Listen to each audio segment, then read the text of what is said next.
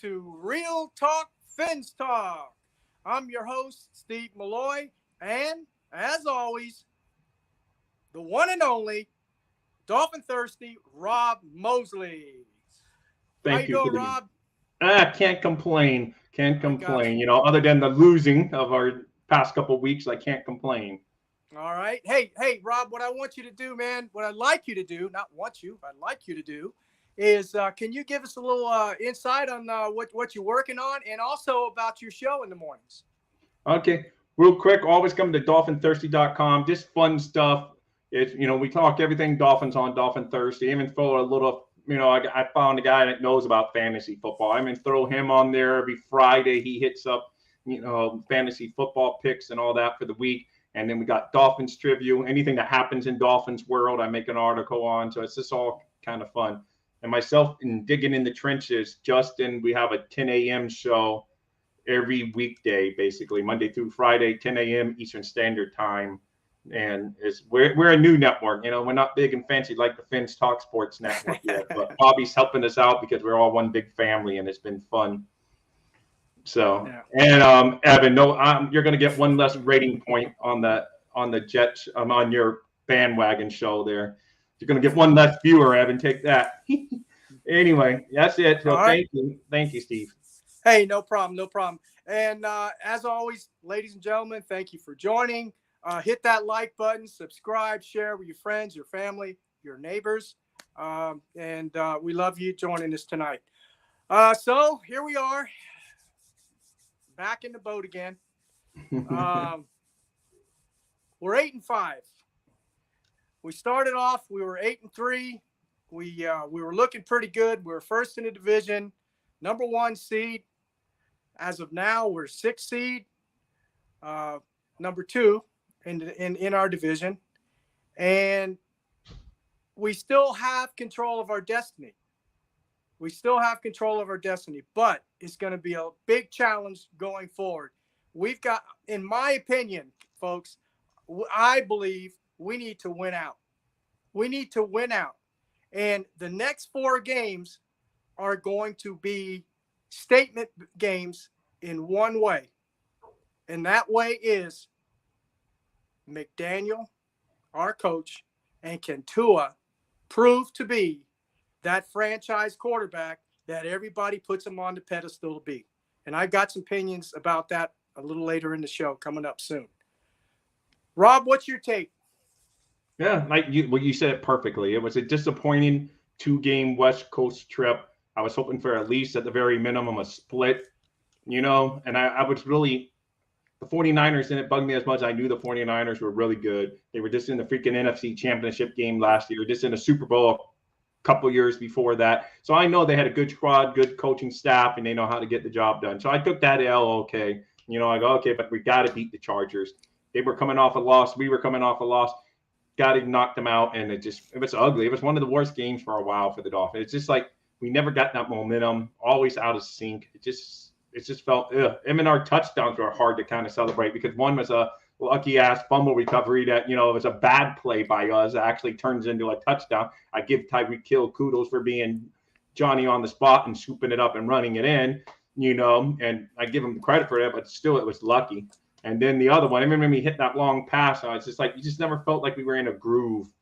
And, we hit that long pass, but then we let them drive right after. So it's just an ugly West Coast trip.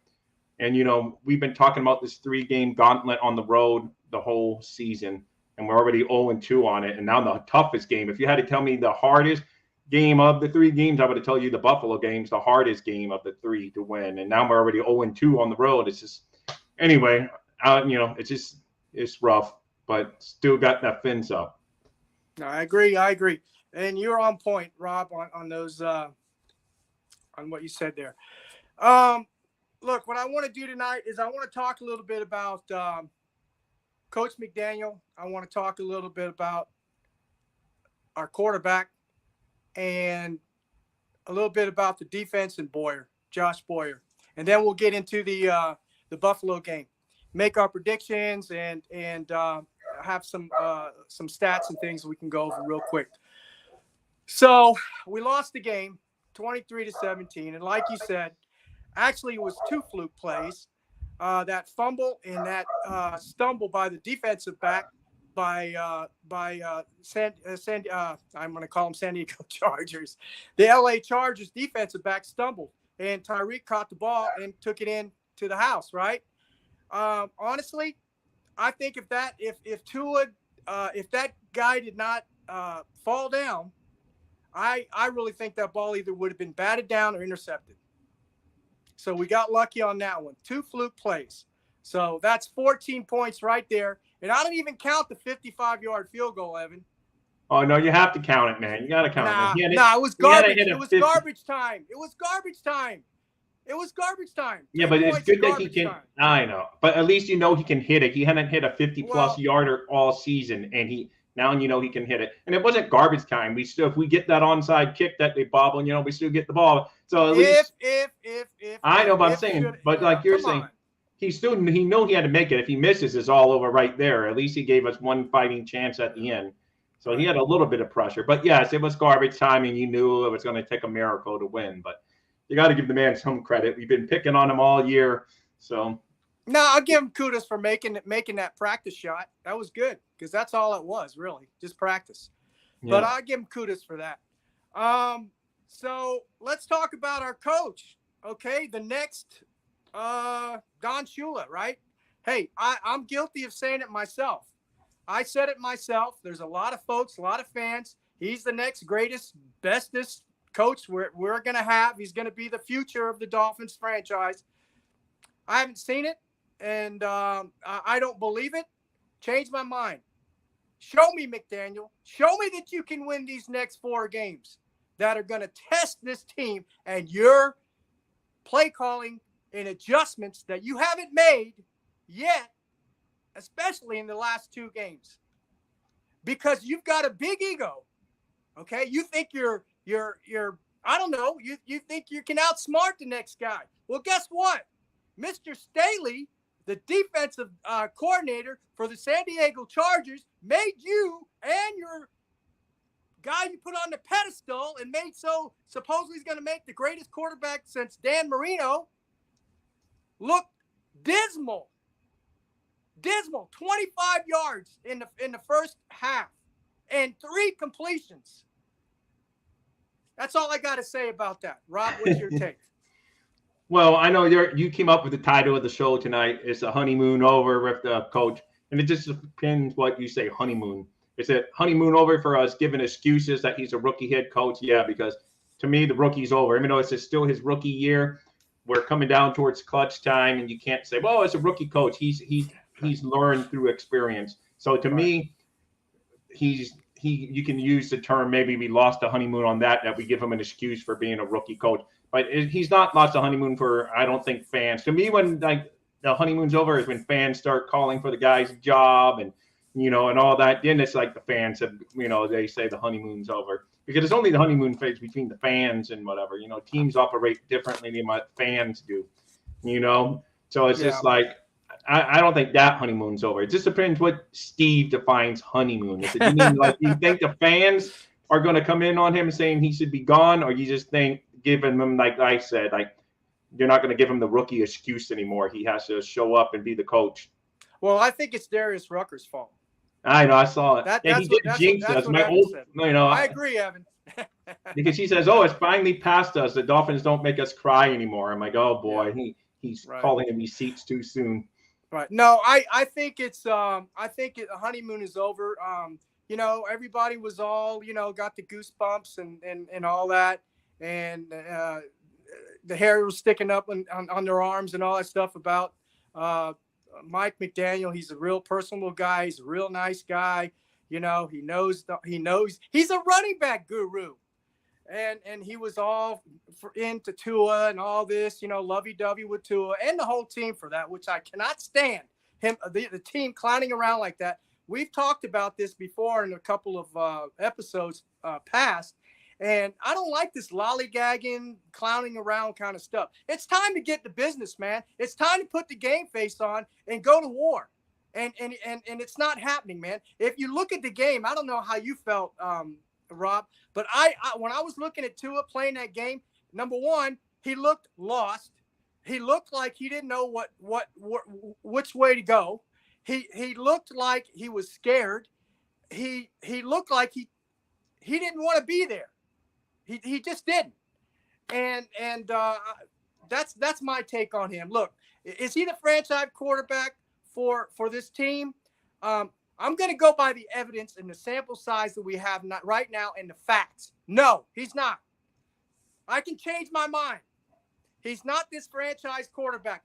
Change my mind. And the only way they're going to change my mind is I'm going to emphasize this. They're going to have to win the 4 games out. If he cannot win at 4 of those games and show me the money, baby. Show me the money. Show me that you can make to the playoffs. Show me that you're a good quarterback because he's not elite. And I'll get to that in a minute. Show me. Then I'll believe it. Then I'll change my mind. Only if the evidence changes. Prove me wrong. That's what I'm about to say about Tua. And another thing. You're on fire tonight, man. I don't think I'm going to get much word. It's okay. No, I'll let you be. That's fine. No. Rob, I'll let you get a word in, I promise. Yeah. No. What I wanted to get at was about Tua, and then I'll get your take, and then we'll just go right into we'll get right into Boyer. It's enough. Boyer. We'll talk a little bit about Tua. Look, what we've observed in the last 10 games, because that's all Tua's played is 10 games. Remember, he was hurt 3, so we've only observed him in 10 games. Okay. Out of those 10 games, he's probably had about 5 games that were really good. Okay. 5 out of 10. All right. Well, let me put it to you this way. Out of all the good teams that we played this year, all the playoff teams that we played this year are teams that have good records. We're 3-5. We are 3-5, and we're averaging 20.5 points a game. Okay. But anyway, what I'm saying is, let's face it, guys. We got to get out of this delusion. We can't be delusional about this quarterback. Okay. He's not elite. Okay. He's an average quarterback, a good quarterback, and a real good quarterback on a good day. That's it. He cannot create. Okay. He's not a free thinker. Okay. He's basically programmed and like a robot back there to whatever McDaniel says or wherever he wants to throw that ball. Okay. Like practice. Repetition, same spot. He's a spot thrower. He throws it in a spot, throws it in the spot. If the receiver's there, oh, great. If he's open, he'll catch it. If he's not open and it's man-to-man, he's accurate at getting the ball there, but the ball placement isn't there. There's a difference between accuracy and ball placement, and he doesn't have it. He has accuracy and a quick release, but he has no ball placement. Okay, only if the guy is wide open, and then even then he underthrows him half the time, or got to turn back and catch it, or make a diving catch or something like that. Now, all quarterbacks, I understand that they're not perfect on every play, but let's face it, man, he's got limitations. He doesn't have a strong arm. Okay, all right. An example. This is an example. I'm not comparing. Just an example. Look at Herbert.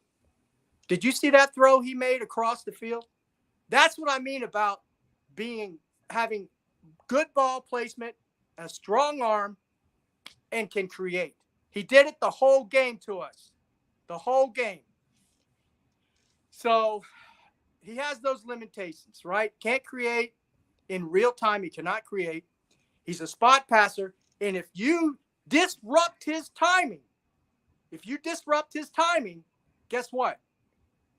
He panics, and he doesn't know what to do, and he can't make the throws. I'm sorry, that's my opinion. It's only my opinion. I know. Okay? It doesn't mean I'm right. Doesn't mean I'm wrong. It's just my opinion. Rob, you're giving me a little feel of Evan last night being the negative Ned. It's like last night I got down, and Evan's like taking shots at you. I'm like, let's play the tape back from last night. He was Mr. Negative Ned. Like you. I've been a fan a long time, so I wasn't ever saying Tua was bad, and I was never saying Tua was the franchise guy. I was wait and see. Let's see how it rolls. And as long as he wears the aqua and the orange, I'm going to be a fan. Me too, brother. Me too. I think you can win with him. Like you say, is he like the elite arms that you mentioned as far as arm strength? No, but can you win with him given the right situation? Yes. Is it harder to have the perfect situation? Of course.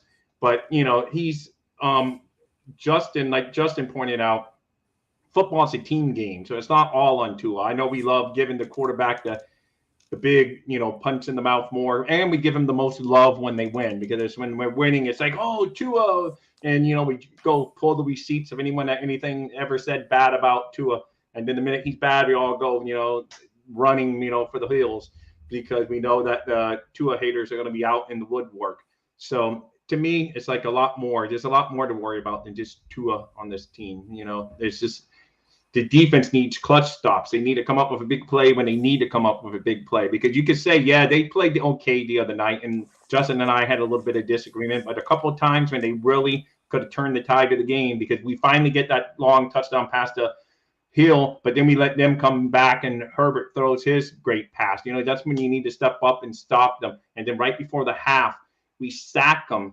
And then they decided to go on, like they're going to stop a Hail Mary on a third down near the goal line, and they get them to where they get to the 1 yard line. And so there's so many things that if you go and we win that game, no one's talking about Tua. They're going to say, oh, he wins. He knows how to win. And let's face it, a couple of things that could have gone that way that we would have said that. So it falls all on the team. And yes, I of course I'm down, because I'm getting older and I want to see the Dolphins. My son's, my oldest son's 20 years old, never seen a playoff win. I've said that 1,000 times, but that's sad. And they're still Dolphin fans, both of my sons, 20 and 16. Right. Why are they Dolphin fans? Basically because of me, not because the Dolphins have done crap in that 20 years. Right. My oldest son's been on the earth, and my other 16-year-old son, I feel bad for too. But, it is what it is. And I know you came with the fire tonight, and I love it. It's good. But I am not ready to, throw Tua under the bus yet, not ready to throw the coach under the bus yet. Let's just see what we are after 17 games, and hopefully we get into the playoffs and we finally win a playoff game. Then I hope so. And I just don't understand why no one ever wants to throw Chris Greer under the bus. If anyone's going to be, I'd be quicker to throw Chris Greer under the bus. I was going to bring him up through all these crappy teams, and we just always want to give him a hall pass. You and I could have said, oh, yeah, I would do a Tyreek Hill trade. Oh, yeah, I can give up a first for Chubb, because you know what you're getting. It's a lot easier to take someone else's talent that you've already seen perform on the NFL level. And he has found some diamonds in the rough, but he's missed on the offensive line a whole bunch, whether that's coaching down the line, but who's picking the coaching? He picks the head coach. So, if anything, I'd be more negative, Ned, towards Greer than, McDaniel at this point, because true. Greer did pick McDaniel, right? Yeah, he did. He's the one that picked him. So and we all know that Sean Payton would have been the coach if Flores hadn't burnt the bridges going out of town, and setting the whole league. This whole season would have been different. Tom Brady probably would have been here. Sean Payton would have been our head coach. But, Flores said, oh, yeah, screw you. And, he lit the whole league on fire, and then everything got nailed. We got nailed for tampering. We got nailed for this. So, it is what it is. And I like McDaniel. I think he can be good. And it's just, that's the problem here in Dolphin land. We put him on pedestals. We knocked him off the pedestal. And then it's like we're starting all over every few years. I mean, I know Alex, our producer tonight, I'm not a big basketball guy. I'm a baseball, football. That's what I grew up playing. So that's what I just watched. So I've never, watched Heat, but the one thing they keep that Riley's been around forever, Spoelstra's been around forever, consistent, and he helps to win. It's like the minute someone becomes out of, let's kick him off and blow this freaking thing up again and start all over. And then it's like the same old thing. We're rebuilding all over again because a new coach comes in, he wants his guys, and yada, yada, yada. We're back to talking about the same thing like every three years. But anyway, I got off. So I'm not negative Ned that you are, but if I am a negative Ned, it's more. No, I'm not negative. I'm not negative Ned. I'm just throwing facts, man. I'm showing the evidence. If you got to take the rose, not you, Rob. Everybody, even me. You got to take the rose-colored glasses off, and you got to. And if you're seeing Tua being dismal and getting disrupted in his timing and not making plays. Oh yeah, I know. I was thinking. Oh, believe me, I'm too bald, but I take my Dolphins cap off every so often, and I admit I'm a homer all the way to the core. I'm not going to be. I would never be a serious but I'm sports realistic. writer for anything other than my own website because I'm a Dolphin homer. But I do call it like it is, and the Dolphins have broken my heart, made me cry more than they've shown me good. I can control everything else. I've controlled my own career. I control my family. I control this and everything. That's my own destiny. But the one thing that I can't control drives me the craziest of them all, and it's the Miami Dolphins. And Evan said it best. Evan said it best earlier. The Finns will drive you nuts, and they do. Yeah. No, they will. They would drive you nuts. So, hey, guys, I want to say thank you very much for joining us tonight. I saw Cap for Life out there. He's always a loyal subscriber. Appreciate you, Cap. Digging in the trenches. Justin, appreciate you, brother. Evan's always here. I know there's some other folks I probably missed, but I just want to acknowledge you. I know you're there. Appreciate you joining. We love you.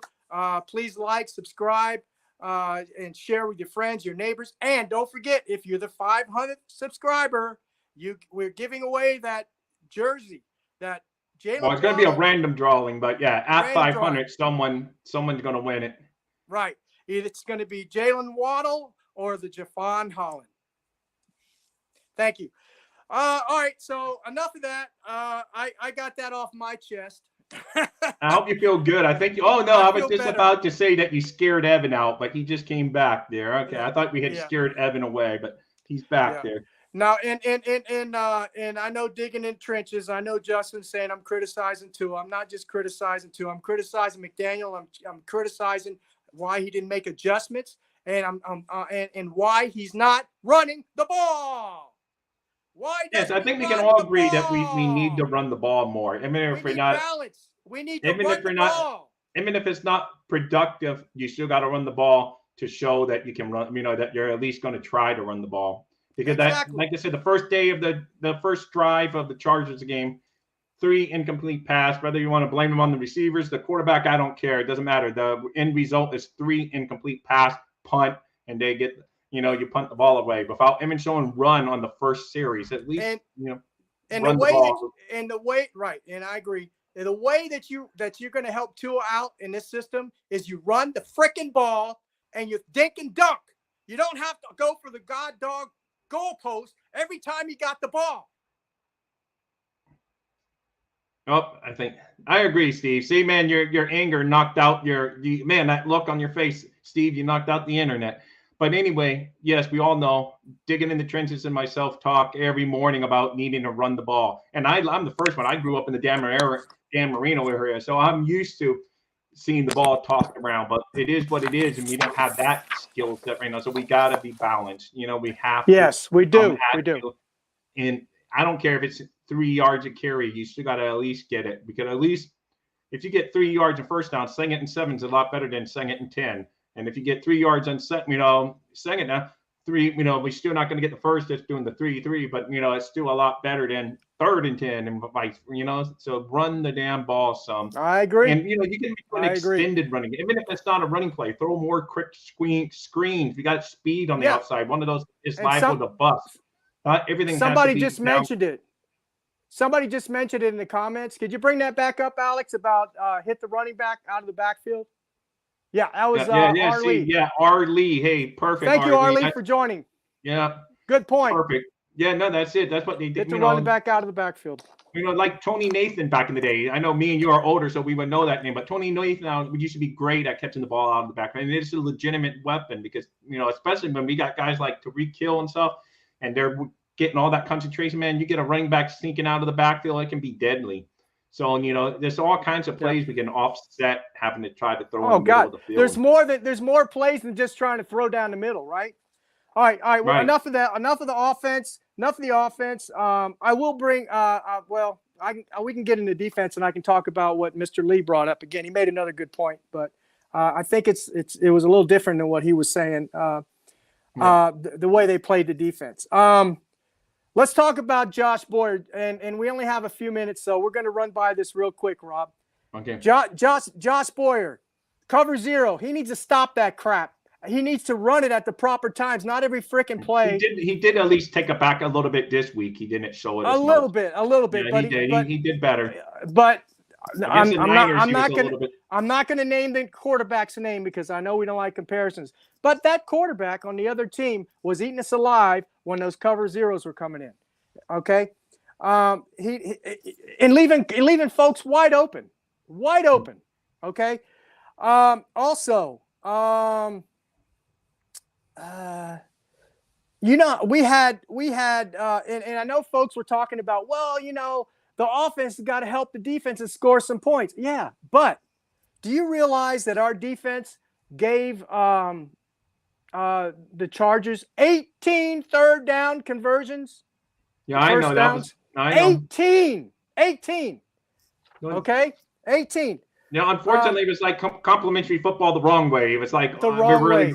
It was like, normally you want to play complimentary, both good, and there was both game. Yes, I know some people gave credit to the defense, but they had their issues in that game too. It's just okay. Real quick, let's talk about because we only got a couple minutes. I don't want to steal your thing. Exactly. What do you think about Buffalo and the snow on a short turnaround? Well, I'm going to get to that. I'm going to get to that right now, real quick. We got 4 minutes. I wanted to answer Robert, Mr. I don't know if it's Robert Lee, but Mr. R. Lee. Mr. R. Lee. I want to answer his question. No, they weren't playing. Maybe they were playing prevent defense at times. What they were doing is they were doing bump and run, and they were knocking the receivers off the routes. They were knocking Tyreek off the route, Waddle off the route, and so that threw Tua's timing off, disrupted his timing, and he couldn't make those passes. And especially that pass that you saw going down the middle to Tyreek, and you said, what was he looking at? He threw his timing off. He ran him off his route.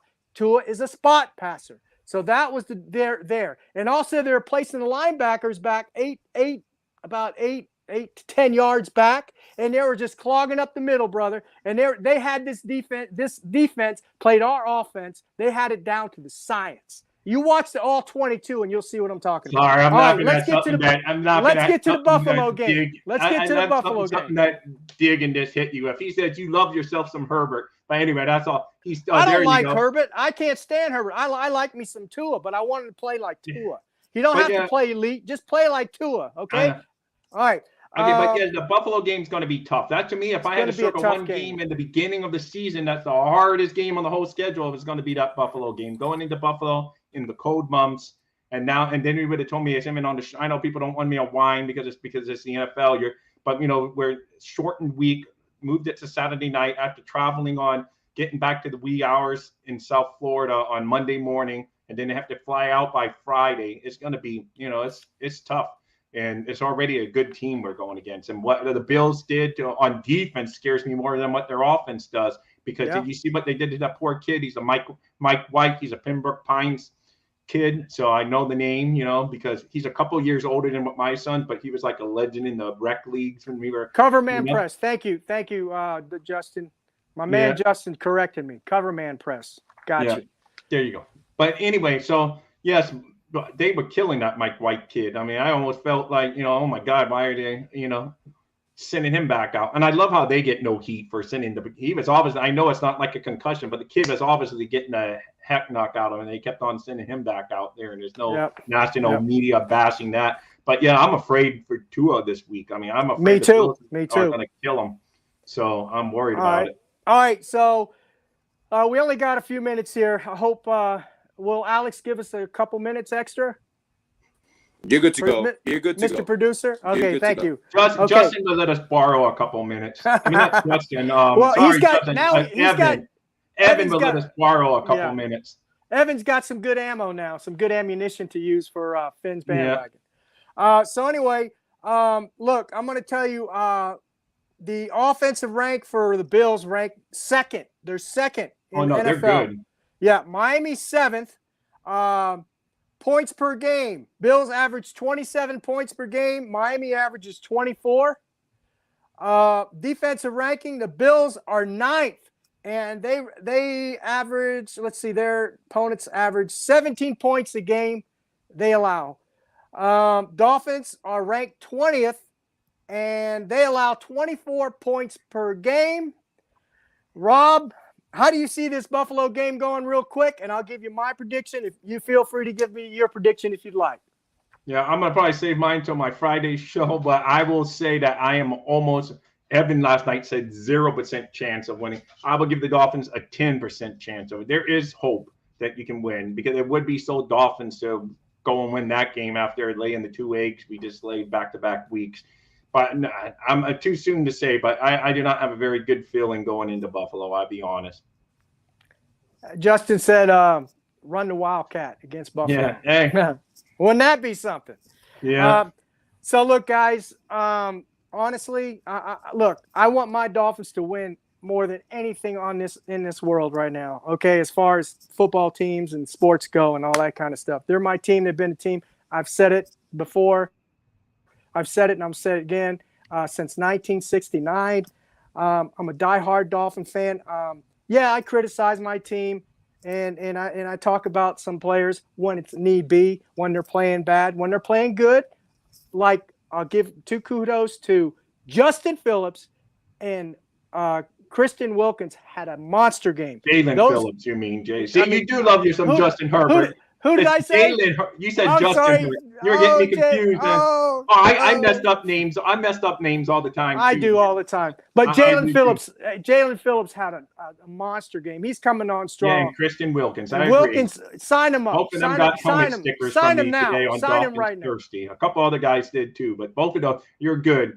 You can go read my Dolphin Thirsty article. I gave both of them helmet stickers. DolphinThirsty.com. But anyway, guys, thank you so much for joining us today. Oh, wait, I got to give my prediction. Oh, yeah. Well, I already know what team you're going to predict, but well, of course. From your phone.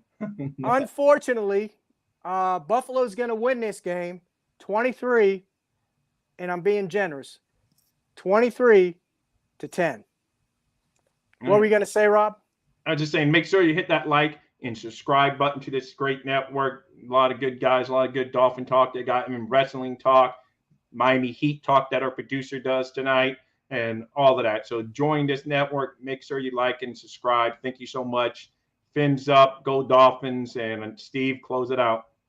All right, I'm going to say one thing before I close it out, please. R. Lee said that he went to school with Sharon Shula. I played against David Shula football when I played high school football. I played against David Shula. So anyway, and that's Don Shula's son, of course. Yeah. Remember, guys. All right. A disclosure. I like Mike Tua. I'm just going to criticize him when he's when he's playing bad, and I'm just telling you what he is, and that's what it is. What it is. With that, Dolphins #1, baby. Later, Dolphins guys. #1.